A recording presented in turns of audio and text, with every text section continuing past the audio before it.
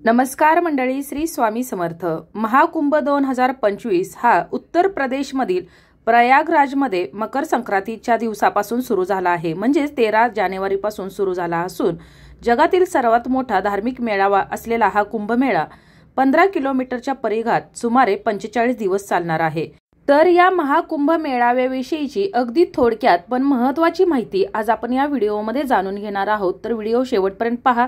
त्याचबरोबर चॅनलवर जे नवीन आहेत त्यांनी चॅनलला सबस्क्राइब करा, जेणेकरून आपले येणारे असेच नवनवीन माहितीमय आणि भक्तिमय व्हिडिओ तुमच्यापर्यंत पोहोचत राहतील। तसेच व्हिडिओ पाहत असताना व्हिडिओला लाईक करायला विसरू नका। जवळजवळ 144 वर्षांनी महाकुंभ होणार असून कुंभमेळ्याचं आयोजन हे ग्रह आणि नक्षत्राच्या स्थितीच्या आधारावर केलं जातं। जेव्हा सूर्य, चंद्र आणि बृहस्पती एका विशिष्ट स्थितीत असतो, जेव्हा गुरु वृषभ राशीत असतो, सूर्य आणि चंद्र इतर शुभ स्थानात असतात, तेव्हा तो महाकुंभाचा काळ बनतो आणि हा संयोग प्रत्येक 144 वर्षांनी एकदा येतो। यासोबतच महाकुंभावर पौर्णिमा, रवी योग, भाद्रास योगही तयार होणार असून त्याचा शुभ प्रभाव लोकांवर पडणार आहे। या महाकुंभ मेळ्यात ऋषी आणि संत सहभागी होतात, नदीमध्ये स्नान करतात, नागा साधू देखील या कुंभमेळ्यात सहभागी होतात। आता हे नागा साधू कसे बनतात आणि कुंभानंतर ते कुठे जातात तर ते जाणून घेऊया। नागा साधू बनणं इतकं सोपं नाही, यासाठी माणसाला अनेक प्रकारच्या परीक्षांना सामोरं जावं लागतं। या प्रक्रियेत 6 महिने ते 1 वर्ष लागतं। या परीक्षेत यश मिळवण्यासाठी साधकाला 5 गुरूकडून दीक्षा घ्यावी लागते। शिव, विष्णू, शक्ती, सूर्य आणि गणेश यांच्याद्वारे, ज्यांना पंचदेव म्हणूनही ओळखलं जातं। तर नागा व्यक्तीला संसारिक जीवनाचा त्याग देखील करावा लागतो, तो स्वतःचं पिंडदान देखील देतो। त्याचबरोबर नागा साधूंची एक खासियत म्हणजे ते फक्त परमार्थात मिळणारे अन्नच खातात। एखाद्या साधूला एखाद्या दिवशी जर अन्न मिळालं नाही तर त्याला अन्नाशिवाय जगावं लागतं। तर हे नागा साधू अंगावर कधीही कपडे घालत नाहीत, ते फक्त भस्म लावतात। नागा साधू समाजातील लोकांसमोर कधीही डोकं टेकवत नाहीत किंवा आयुष्यात कोणाचीही निंदा करीत नाहीत। नागा साधू कधीही वाहन वापरत नाहीत। हा महाकुंभ मेळा झाल्यानंतर हे नागा साधू आपापल्या आखाड्यात परततात। हे आखाडे भारताच्या विविध भागामध्ये आहेत। हे साधू तेथे ध्यान, साधना आणि धार्मिक शिकवणी करतात। काही नागा साधू काशी, हरिद्वार, ऋषिकेश, उज्जैन किंवा प्रयागराज यासारख्या प्रसिद्ध तीर्थक्षेत्रांमध्ये राहतात।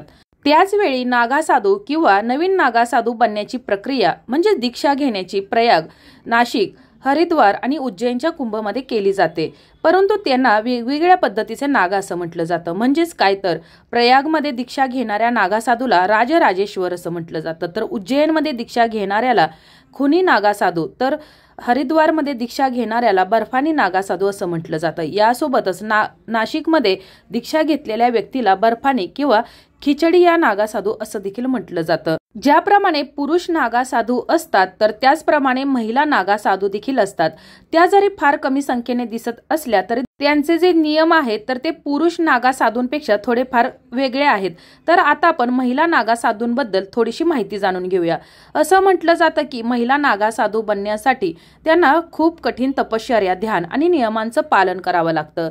गुहा, जंगल, पर्वत इत्यादी ठिकाणी राहून त्या ध्यान साधना करतात आणि दिवसभर भगवंताच्या भक्तीत लीन राहतात। संन्यासी बनण्यासाठी त्यांना 6 ते 12 वर्ष कठोर ब्रह्मचर्य नियमांचं पालन करावं लागतं। त्यानंतरच त्यांचे गुरु त्यांना नागा साधू बनण्याची परवानगी देतात। महिला नागा साधू बनण्यासाठी तिला प्रथम आपले मुंडन करावे लागते, खूप वेदना सहन कराव्या लागतात आणि कठोर तपश्चर्या करावी लागते। त्यांना अवघड वाटेवर चालता येईल की नाही हे चांगलेच पारखले जाते आणि त्यांना संसारिक सर्व बंधनं तोडावी लागतात। त्यांना जिवंत असताना पिंडदानही करावे लागते। आपले हिंदू धर्मामध्ये पिंडदान हे मृत्यूनंतर केले जाते। क्वचितच आपल्याला अशा प्रकारे हे पिंडदान केलेलं पाहायला मिळतं। मात्र त्यांनाही पुरुष नागा साधू इतकाच त्यांनाही मान असतो। पुरुषाप्रमाणे महिला नागा साधू नग्न राहत नाहीत, त्यांना कपड्याशिवाय राहू दिलं जात नाही। तर नागा साधू महिला भगव्या रंगाचे कपडे घालतात, ज्याला गंटी असं म्हटलं जातं। तर या महिला नागा साधूंना फक्त एकच कपडे घालण्याची परवानगी आहे, त्या कपाळावर टिळक लावतात, केसांच्या जटा धारण केलेल्या असतात। महिला नागा साधू सामान्यतः आखाड्यामध्येच राहतात, ते फक्त कुंभमेळ्यातच आपल्याला पाहायला मिळतात।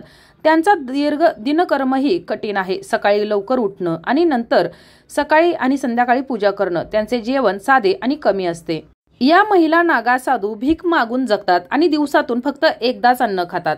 या महिला नागा साधू खाटेवर किंवा बेडवर झोपू शकत नाहीत आणि त्यांचा एकमेव निवारा म्हणजेच गवत किंवा पेंढा असतो। 6 वर्षानंतर जेव्हा त्यांना या जीवनाची सवय होते तेव्हा ते पिंडदान करतात, मुंडन करतात आणि तर्पण करतात।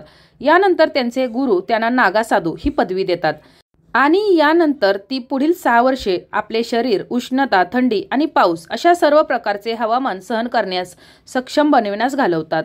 महिला नागा साधू जगाच्या नजरेपासून दूर राहून नेहमी भक्तीमध्ये लीन राहून तपश्चर्या करते। त्यांच्यावर आसक्तीचा, सुखाचा किंवा दुःखाचा प्रभाव नसतो। यामुळेच महिला नागा साधू सामान्य लोकांना कधीही दिसत नाही, परंतु जेव्हा कुंभमेळा भरतो तर त्यावेळेला त्यांच्या आखाड्याजवळ असलेल्या पवित्र नद्यांमध्ये स्नान करण्यासाठी या महिला येतात। लोकांना त्यांचे फक्त कुंभमेळ्यातच दर्शन होतं। कुंभमेळाव्यानंतर त्या पुन्हा त्यांच्या गुप्त ठिकाणी भक्तिमय जीवनात परत जातात। या नागा साधूंच्या जीवनात 17 अलंकाराचं विशेष महत्त्व असतं।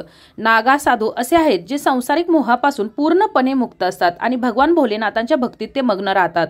नागा साधू तपस्वी जीवन जगतात, तसेच सांसारिक जीवनाचा ते त्याग करून पवित्रता आणि भक्तीचे उदाहरण देतात। नागा साधूंकडे आध्यात्मिक शक्ती आणि भक्तीशिवाय काहीही नसतं, कारण नागाचा शाब्दिक अर्थ रिक्त असा होतो। पण नागा साधूंकडे निश्चित 17 अलंकार असतात। हिंदू धर्मातील 16 अलंकाराबद्दल अनेकांना माहिती आहे, जे विवाहित महिलांसाठी अतिशय महत्त्वाचे असतात। पण नागा साधूंकडे 16 नाही तर 17 प्रकारचे शृंगार असतात आणि ते शृंगार करूनच त्यानंतरच ते पवित्र नदीमध्ये डुबकी मारतात। आता हे 17 प्रकारचे अलंकार कोणकोणते आहेत तर ते जाणून घेऊया। तर पहिला जो शृंगार आहे तर तो म्हणजेच राग, ज्यालाच भभूत असं देखील म्हटलं जातं। दुसरा जो शृंगार आहे म्हणजेच अलंकार आहे तर ते लंगोट। चंदन, पायामध्ये बांगडी घातली जाते, मग ती चांदीची किंवा लोखंडाची असेल। पंचकेश, अंगठी, फुलांचा हार हा कमरेला बांधला जातो। हातामध्ये चिमटे किंवा डमरू घेतलं जातं। कपाळावरती रोलीचा लेप लावला जातो। डमरू, कमंडलू, केसाच्या जटेची वेणी घातली जाते। टिळा, काजळ, हातामध्ये कडा घातला जातो। विभूतीचा लेप लावला जातो, तसेच रुद्राक्ष परिधान केला जातो। नागा साधूंसाठी महाकुंभ मेळावा हा अतिशय महत्त्वाचा असल्यामुळे या काळामध्ये नागा साधू या प्रकारचे 17 शृंगार केल्यानंतरच पवित्र नदीमध्ये स्नान करतात। महाकुंभ मेळ्याच्या वेळी 12 वर्षाच्या कठोर तपश्चर्येनंतर नागा साधूंची देखील दीक्षा पूर्ण होते। नागा साधू जेव्हा त्यांची साधना पूर्ण होते आणि शुद्ध होतात तेव्हाच या महाकुंभात स्नान करतात। तर या उलट सामान्य जे लोक आहेत तर ते गंगेत डुबकी मारल्यानंतरच पवित्र होतात।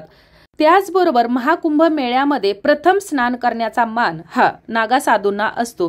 तर 13 जानेवारीपासून या महाकुंभ मेळ्याला सुरुवात झाली असून हा जो स्नान करण्याचा पहिला मान होता तर तो नागा साधूंना मिळालेला होता।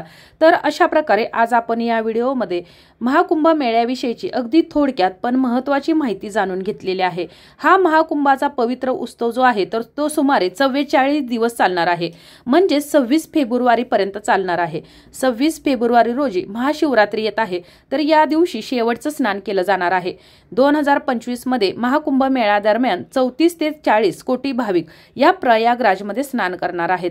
तर अशा प्रकारे आज आपण महाकुंभ मेळ्याविषयीची अगदी थोडक्यात पण महत्त्वाची माहिती जाणून घेतलेली आहे। तरी देखील तुमच्या जर काही समस्या असतील, अडचणी असतील तर तुम्ही मला कमेंटमध्ये विचारू शकता। माहिती आवडली असेल तर व्हिडिओला लाईक करा, चॅनलला सबस्क्राईब करा आणि हा व्हिडिओ जास्तीत जास्त शेअर करा। धन्यवाद।